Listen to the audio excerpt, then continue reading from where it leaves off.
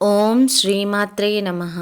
ఉదయాన్నే భగవంతునికి పూజ చేసుకుంటే వచ్చే ప్రశాంతతను మాటల్లో వర్ణించలేం కదండీ! మా అమ్మానాన్నలకు శివపార్వతులంటే చాలా ఇష్టమండి. బహుశా అదే ఇష్టం మాకు వచ్చుంటుంది. నేను 13 సంవత్సరాలు ఉండగా మొదలుపెట్టాను పరమశివుని 108 నామాలు చదవడం.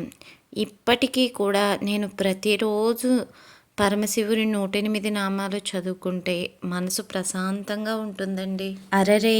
నాకు లైఫ్‌లో సక్సెస్ రావట్లేదే, ఏది చేసినా మనకి రివర్స్ అవుతుందే అని బాధపడేవాళ్ళు ఒక మండలం రోజులు సాయంత్రం వేళ ప్రదోష సమయంలో శివాలయానికి వెళ్ళి 108 నామాలు ఎవ్వరికీ చెప్పనవసరం లేదండి.